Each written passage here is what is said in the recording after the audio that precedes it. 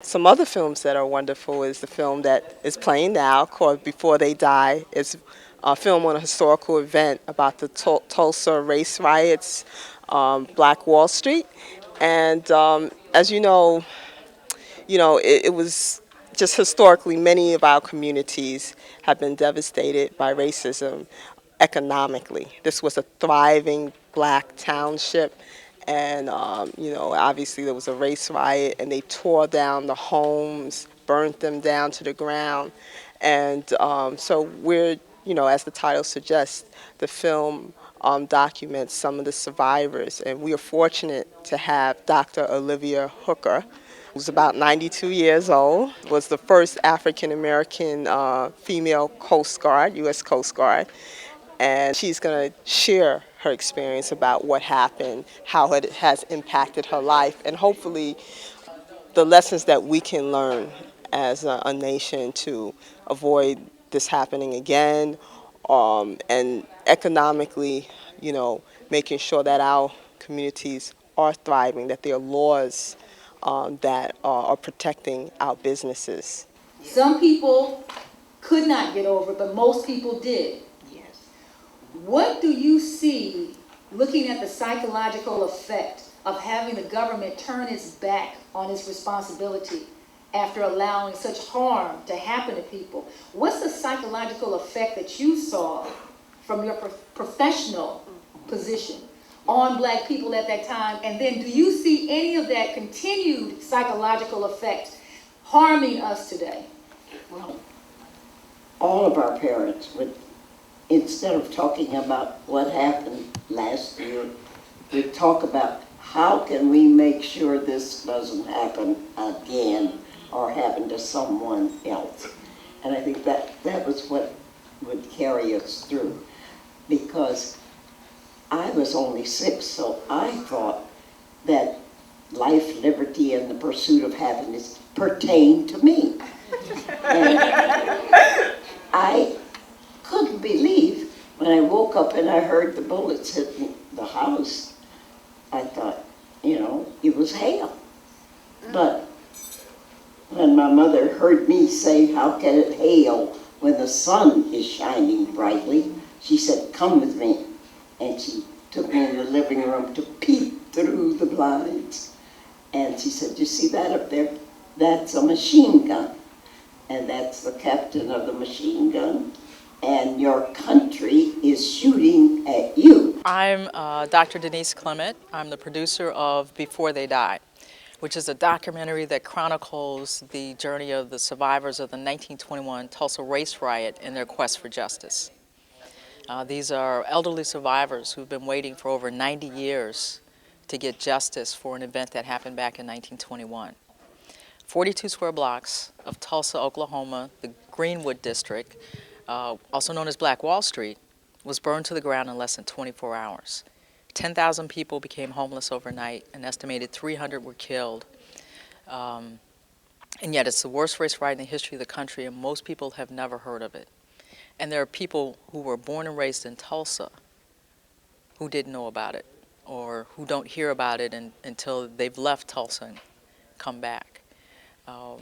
One of the attorneys who's in the film didn't find out about it till he was a junior in college away from Tulsa.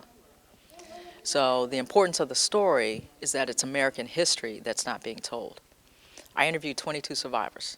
The youngest was 85 at the time, and the oldest was 102, and now Mr. Clark is 107, and he travels all over the world. But he was 18 at the time, so he can give you a very clear story, recollection as to what happened compared to some of the other survivors who were children, young children at the time. Mr. Clark was 18, so the story that he's giving is very complete, very accurate, very compelling. So he has traveled all around the country with us to tell his story, to promote the film, and to help educate people about the Tulsa race riot. Dr. Clement, you have, I'm sure, many, many projects on your list that you would like to work on. And as a creative person, I'm sure many people come to you with projects for you. What drew you to this particular project? This project it was very clear that this was living history. I mean, we had the survivors that we could talk to, that we could get their stories, and it was important that we record these stories because no one else was recording the stories. And there is an African proverb that says, until the lions get their own storyteller, all the stories will be about the hunters. Right. So our company is called Important Films, and we have a tagline of keeping our stories alive. And that was why we did it, because it needed to be preserved. So we actually have over 100 hours of film footage from the interviews that I did with the survivors that we condensed down to 92 minutes so people will actually stay and watch. But the survivors were very gracious in inviting us into their homes, sharing their stories, letting me ask endless questions about the Tulsa race riot and the destruction of Black Wall Street, because it's not in the history books. It's not even taught in the schools in Tulsa, and it's Tulsa history. It's American history.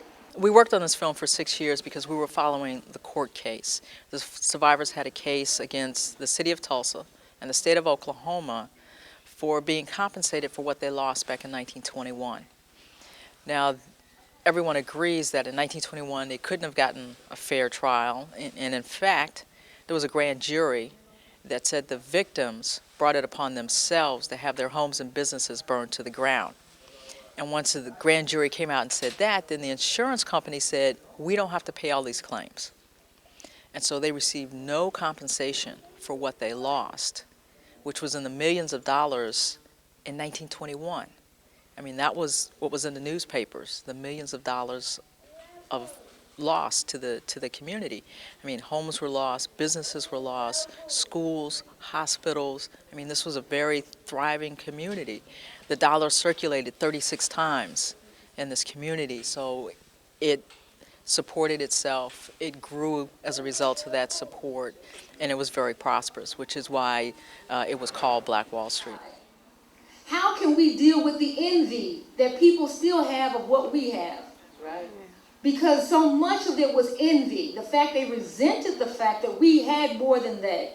We're still dealing with a social racial hierarchy in which certain people at the top feel like they're always supposed to be at the top, and other people look like us are always supposed to be at the bottom. How do we deal with the issue of free will?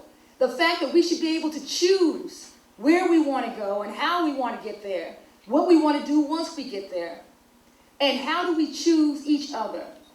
At the end of the day, there's so much that could be learned from a catastrophe such as this, that we have to not wait for the public schools to show this film. Right. This film should be shown in our places of religion, our community centers, wherever we gather, our women's organizations. We should be showing this film instead of waiting for the government to show what the government did wrong. Exactly. When do you think that's going to happen? It's not. So I think going back to what Roger Wareham said before, we have to step up our game and make sure that we say what we want and what we don't want. We need to support filmmakers like Dr. Clement so that she knows that we care about this film beyond just sitting here. We need to, as was pointed out by King Downing, we need to understand how we can use the social network to put protests together. We don't always just have to protest, but we have to make the protest work beyond coming together for a moment and then going back home. And we have to do and complain. If we're going to complain, then do something about it as well. It's not enough to just sit and say something is wrong. Right. We've got to do something about it. And the respect that we need to learn from our elders, if we go back and actually ask our elders, what have you been through? Ask them. The conversation that we were talking about having with Dr. Hooker, we also need to have with our family members because we've been through so much. And we need to understand in Sankofa, to understand our history so we get a sense of what's going on in the present and we can better plan for the future. That's true. And I thank you, Dr. Hooker, for doing so much. The survivors, I learned, were all very gracious people.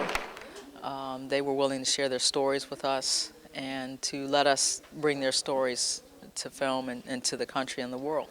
And that's what we have to do with the film, is to educate people about the survivors and also about the Tulsa race riot, because it's not being taught in schools.